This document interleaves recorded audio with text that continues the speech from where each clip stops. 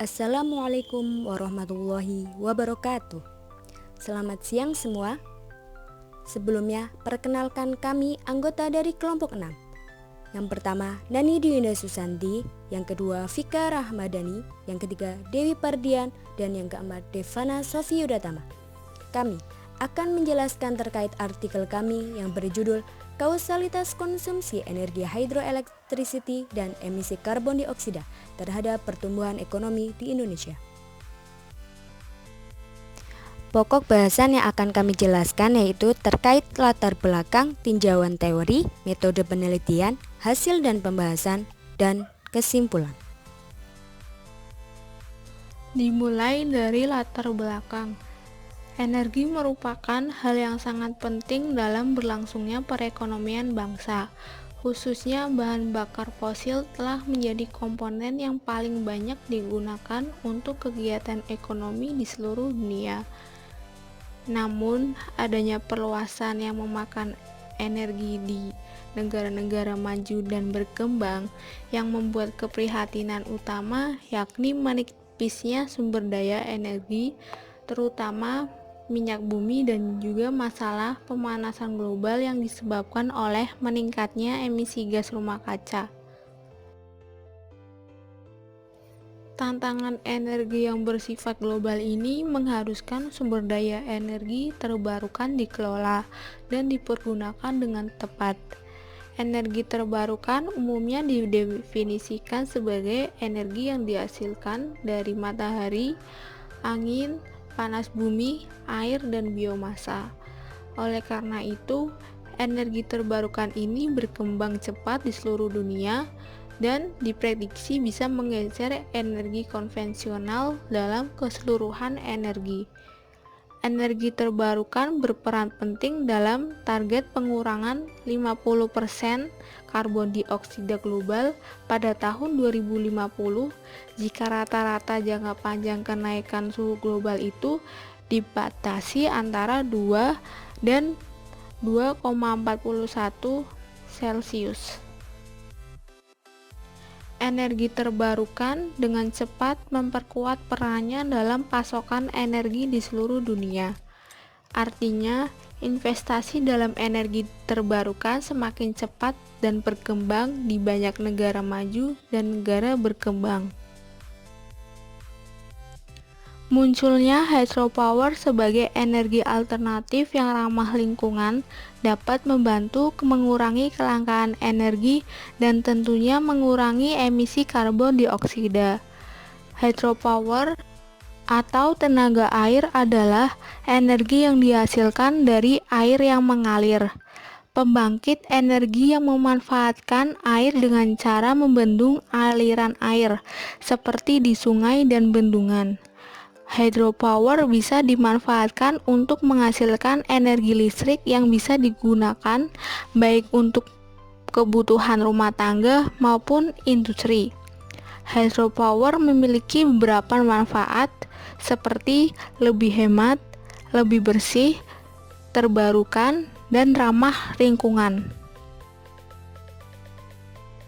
Semakin tinggi pendapatan suatu negara, maka negara tersebut akan lebih melek terhadap kondisi lingkungannya, sehingga negara tersebut akan memilih menggunakan energi terbarukan dan melakukan pembangunan berkelanjutan. Dan bagaimana negara Indonesia yang merupakan negara berkembang dengan tingkat pertumbuhan ekonomi menengah terhadap kualitas lingkungannya? Kita simak bersama. Berikutnya tinjauan teori. Teori yang menghubungkan degradasi lingkungan dengan tingkat pendapatan per kapita disebut dengan Environmental Kuznets Curve atau EKC, di mana hipotesis EKC ini menyatakan bahwa ketika pendapatan suatu daerah masih rendah, perhatian daerah tersebut akan tertuju pada cara meningkatkan pendapatan dengan mengesampingkan permasalahan kualitas lingkungan. Ketika pendapatan suatu daerah terus bertumbuh seiring pembangunan ekonomi, produksi manufaktur akan menyumbang sejumlah besar PDRB dan diiringi dengan kenaikan tingkat polusi. Definisi variabel. Di dalam penelitian ini terdapat 3 variabel. Yang pertama adalah pertumbuhan ekonomi. di mana pertumbuhan ekonomi merupakan kenaikan kemampuan suatu negara dalam jangka panjang untuk memberikan berbagai jenis barang ekonomi rakyatnya, menurut Kuznets. Kemudian variabel yang kedua ada hydropower, yang mana merupakan teknik yang digunakan untuk menghasilkan energi listrik dengan menggunakan air yang berpindah atau bergerak yang bersumber dari sungai atau dataran tinggi seperti air terjun. Yang selanjutnya, variabel ketiga ada karbon dioksida, merupakan salah satu bentuk gas beracun yang menjadi penyebab utama polusi udara sehingga menyebabkan kerusakan pada perubahan iklim. Hubungan antara konsumsi energi tenaga air dengan pertumbuhan ekonomi. Selama dekade terakhir, sebagian besar studi telah dilakukan mengenai konsumsi energi terbarukan dan pertumbuhan ekonomi. Bahkan meskipun energi tenaga air merupakan sumber utama energi terbarukan, studi tentang hubungan antara konsumsi energi tenaga air dengan pertumbuhan ekonomi masih langka di Indonesia. Seperti halnya apakah tahun 1993 meneliti hubungan antara 3 sumber konsumsi energi yang berbeda, yaitu arang, minyak bumi, dan hidroelektrik, serta pertumbuhan ekonomi di Ghana selama periode 1976 sampai 1990. Di mana penulis menemukan bahwa konsumsi listrik tenaga air dan minyak bumi berpengaruh positif terhadap pertumbuhan ekonomi di Ghana, sedangkan konsumsi listrik tenaga arang berpengaruh negatif terhadap pertumbuhan ekonomi. Tahun 2012, Okafor meneliti hubungan kausal antara konsumsi energi batu bara, hidro, dan minyak serta pertumbuhan ekonomi di Nigeria dan Afrika Selatan dalam kurun waktu 1970 hingga 2010. Hasilnya ditemukan adanya hubungan kausalitas dua arah antara konsumsi energi tenaga air dan pertumbuhan ekonomi. Selanjutnya, tahun 2013, Ziramba meneliti hubungan antara konsumsi listrik tenaga air dengan pertumbuhan ekonomi di 3 negara Afrika, yaitu Mesir, Afrika Selatan, dan Aljazair selama 1980 hingga 2009. Hasil empiris menunjukkan bahwa konsumsi listrik tenaga air memiliki dampak positif bagi pertumbuhan ekonomi di kedua negara, yaitu Mesir dan Afrika Selatan. Selanjutnya, mereka menemukan adanya kausalitas dua arah antara konsumsi listrik tenaga air dengan pertumbuhan ekonomi di Aljazair. Hubungan antara konsumsi energi tenaga air dengan emisi karbon dioksida. Dalam 2 dekade terakhir, banyak penelitian telah melaporkan bahwa konsumsi energi mengarah pada emisi karbon dioksida di negara maju dan berkembang. Karena itu, banyak pemerintah negara dan pembuat kebijakan telah mengakui peran konsumsi energi terbarukan dalam memenuhi permintaan energi tanpa adanya degradasi lingkungan. Seperti halnya Bill Trichy pada tahun 2014 meneliti hubungan antara konsumsi energi tenaga air, pertumbuhan ekonomi, dan emisi karbon dioksida di 15 negara. Penulis mendokumentasikan tidak adanya hubungan sebab akibat antara konsumsi energi tenaga air dengan emisi karbon dioksida di Belgia, Islandia, dan Inggris. Namun, terdapat kausalitas satu arah dari emisi karbon dioksida menuju konsumsi energi tenaga air di seluruh negara. Metode penelitian. Penelitian ini menggunakan pendekatan kuantitatif dengan jenis penelitian kausal dan menggunakan data sekunder. Penelitian ini bertujuan untuk mencari kemungkinan terjadinya hubungan sebab dan akibat antar variabel. Penelitian ini menggunakan data sekunder dengan tahun periode 1981 hingga 2017. Data diperoleh dari IEA dan World Bank. Sampel yang digunakan adalah negara Indonesia. Metode penelitian yang digunakan dalam penelitian ini adalah analisis restricted vector autoregresif atau VAR. Tujuan digunakan metode vektor autoregresif atau VAR yaitu untuk menganalisis hubungan pengaruh atau kausalitas antar variabel, baik terdapat kausalitas dua arah, kausalitas satu arah, maupun tidak ada kausalitas. Tujuan dari penelitian ini adalah untuk menganalisis kointegrasi, kausalitas Granger, dan dinamika keterkaitan di antara variabel-variabel yang menarik. Kami tentukan vektor autoregresif berikut sistem untuk menemukan hubungan, di antaranya yaitu GDP sama dengan beta 0 ditambah beta 1 HDR T-1 plus beta 2 CO2 T-1 plus error. Hasil dan pembahasan. Yang pertama, uji unit root test. Variabel GDP, variabel hydropower, dan variabel CO2 atau karbon dioksida stasioner pada tingkat first difference. Yang kedua yaitu uji kointegrasi.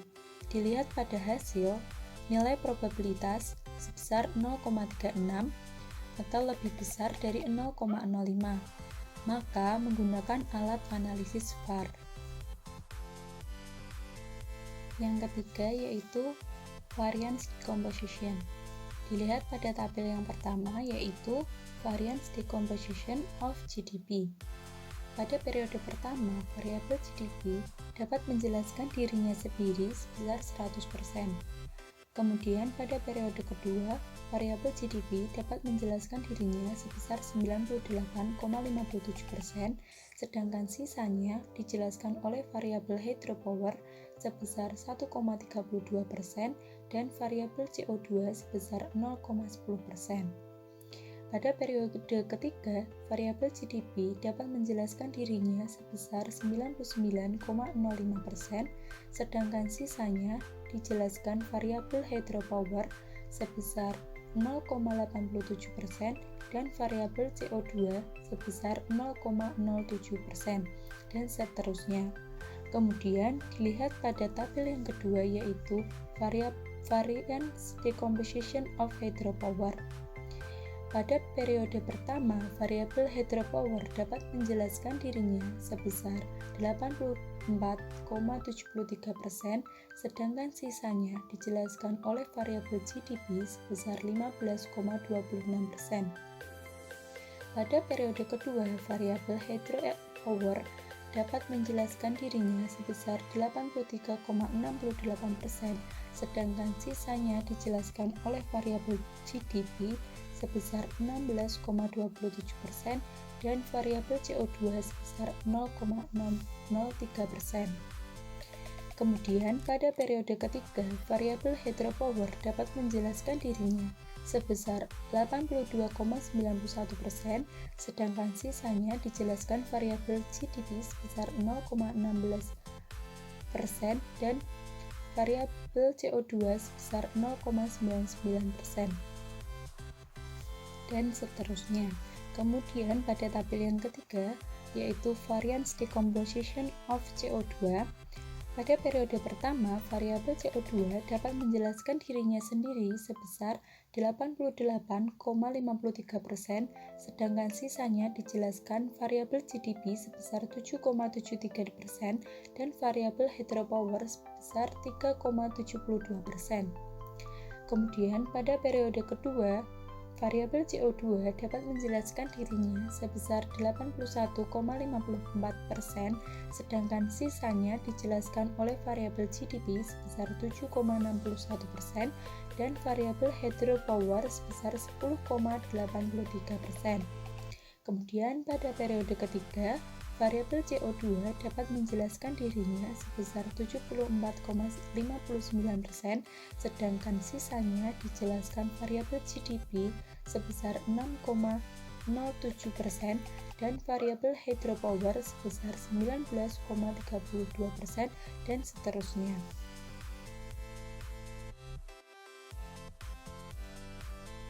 Yang keempat yaitu lag maksimum. Dilihat dari hasil lag maksimum yaitu AIC, SC, dan HG yang memiliki tanda bintang paling banyak yaitu pada lag 2. Maka lag yang paling optimal dan akan efektif untuk digunakan dalam analisis VAR adalah sebanyak 2 lag atau P sama dengan 2.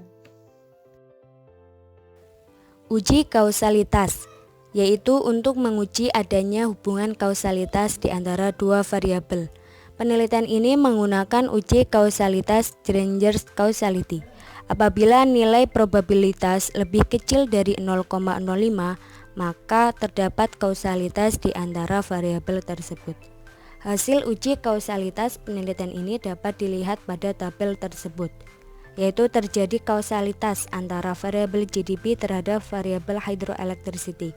Namun, sebaliknya, tidak terjadi kausalitas antara variabel hydroelectricity terhadap variabel GDP. Yang kedua, terjadi kausalitas antara variabel CO2 terhadap variabel GDP. Namun sebaliknya, tidak terdapat kausalitas antara variabel GDP terhadap variabel CO2. Yang ketiga, terdapat kausalitas terhadap variabel CO2 terhadap variabel hydroelectricity, dan juga sebaliknya terdapat kausalitas antara variabel hydroelectricity terhadap variabel CO2. Kesimpulan, konsumsi energi hydroelectricity terdapat kausalitas satu arah terhadap GDP di Indonesia. Kondisi GDP Indonesia yang semakin tinggi mendorong negara tersebut akan memanfaatkan energi terbarukan sebagai sumber energi di negara. Yang kedua, GDP terdapat kausalitas satu arah terhadap emisi karbon dioksida, yaitu antara emisi karbon dioksida terhadap GDP di Indonesia. Sedangkan GDP Indonesia terhadap emisi karbon dioksida tidak terdapat kausalitas. Yang ketiga, emisi karbon dioksida terdapat kausalitas dua arah terhadap konsumsi energi hydroelectricity. Artinya, semakin tinggi emisi karbon dioksida di Indonesia, maka konsumsi energi terbarukan yaitu energi hydroelectricity semakin meningkat. Dengan diterapkannya energi hydroelectricity di Indonesia, maka emisi karbon dioksidanya akan semakin menurun karena energi tersebut ramah lingkungan.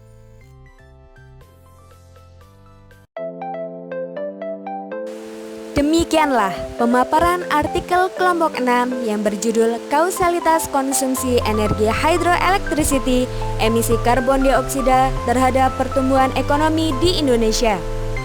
Setelah ini dilanjutkan dengan diskusi di WA Group. Semoga bermanfaat. Stay at home and thank you.